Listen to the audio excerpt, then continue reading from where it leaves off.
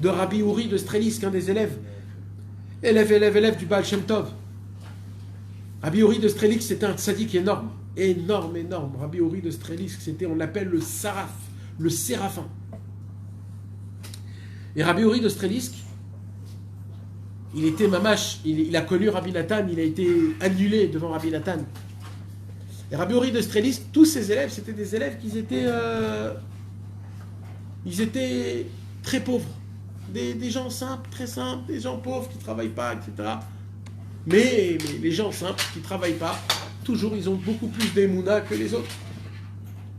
Et c'était quoi avant le travail qui était le plus naze, le travail le plus naze? À l'époque, c'était quoi? C'était d'être un bûcheron, de couper du bois. Couper du bois, à l'époque, c'était très très difficile. Pourquoi? Parce que déjà, il faut être dehors, debout, dans le froid, et il faut couper du bois, et c'est très difficile. Mais comme c'était le seul travail qu'il y avait pour manger, alors les élèves de Rabbi Uri de Strelisk travaillaient dans ça. Et un jour, il y avait un homme simple, Pachout, il est rentré dans la forêt pour couper du bois. Il a commencé à couper le bois, et comme il a mal coupé, le pauvre, l'arbre est tombé sur son pied, il a écrasé son pied. L'arbre est sur son pied, lui il est dessous, et il commence à crier. Il commence à crier. Tout de suite, les élèves, tous, ils entendent des cris dans la forêt, ils courent. Ils voient quoi? Ils voient leur ami écraser le pied sous un arbre énorme, un tronc énorme. Comme c'était des gens qui étaient pauvres, ils vont pas d'abord chez le docteur. Parce qu'eux aussi, ils ont quoi? Ils ont de la émouna. Alors quand il se passe quelque chose comme ça, qu'est-ce qu'on fait? On va tout de suite chez le tzaddik. Alors au lieu de l'emmener à l'hôpital, d'appeler l'ambulance, ils le prennent et ils l'emmènent chez qui? Chez l'ambulance spirituelle, chez l'hôpital spirituel. Ils amènent chez Rabbi Uri de Strelisk. Et ils viennent, ils frappent à la porte. La femme de Rabbi Uri de Strelisk, elle voit un homme comme ça. Il ramène, il porte, il se bat. C'est quoi ce truc-là? Les élèves, ils viennent chez Rabbi Uri, regarde ce qui s'est passé. Regarde. Il y a un arbre qui est tombé sur son pied. Rabbi Uri de Strelisk qui regarde comme ça, il tombe comme ça, il regarde. Il dit bon, mettez-vous autour. Il lui dit comme ça. Mechalkel chaim bechesed. Dans la Hamida, on dit Mechalkel chaim bechesed, c'est-à-dire quoi? Akadosh Baruch Hu donne la vie par bonté. Et il dit Mechalkel chaim bechesed. Il explique en yiddish. Le Akadosh Baruch Hu donne de la vie par la bonté. Mechaye metim berachamim rabim. Il lui dit Akadosh Baruch Hu fait revivre les morts avec une très grande miséricorde. Somer noflim. Akadosh Baruch Hu soulève ceux qui sont tombés. Verofer cholim. Et Akadosh Baruch Hu il guérit les malades. Et là il le regarde.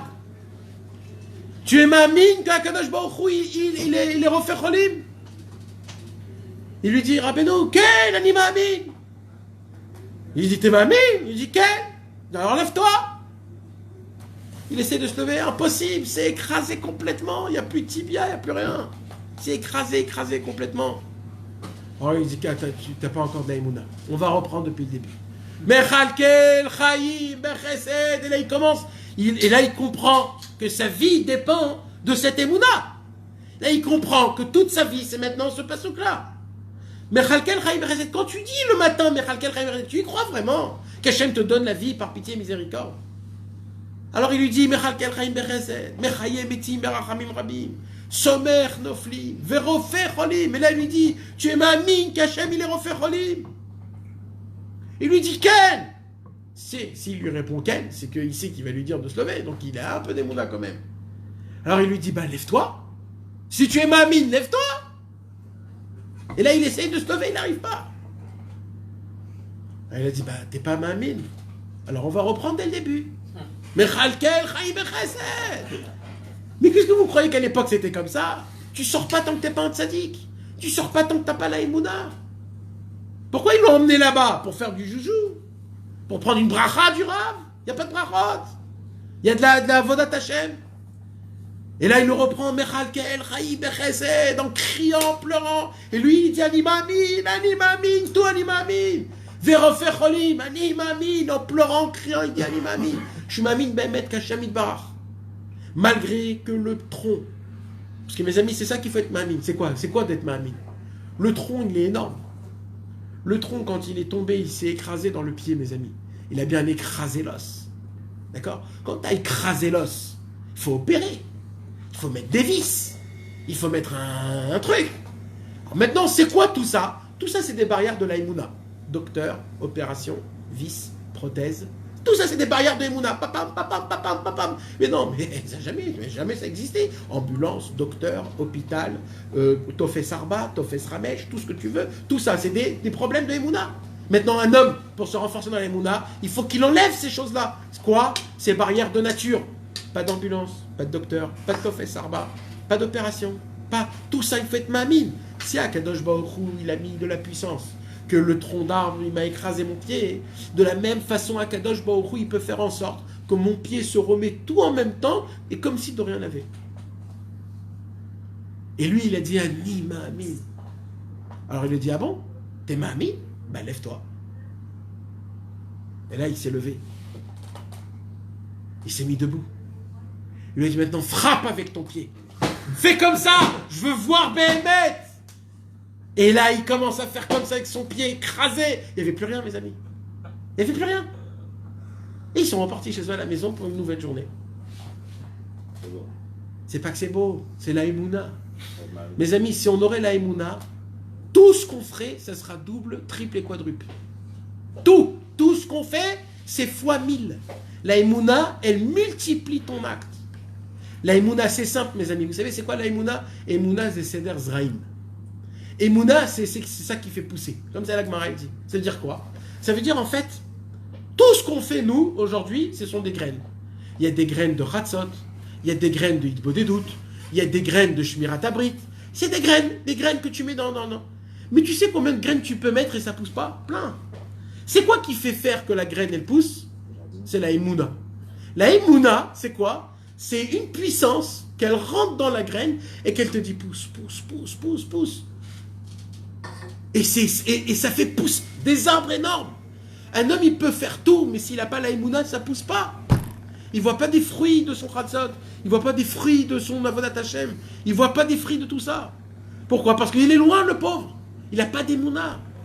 Une Emouna comme il faut dans Chatzot, c'est énorme. Dans Hitbodedut, quand tu gardes tes yeux, quand tu te reconfortes, quand tu as tous les critères pour te dire je suis un rachat, et tu te dis ben non, je vais choisir que je suis un tzaddik. Parce que j'ai fait des bonnes actions et je suis attaché à Hachem. Hachem il m'aime, Hachem il m'adore, Hachem il prend plaisir de chaque seconde que je fais.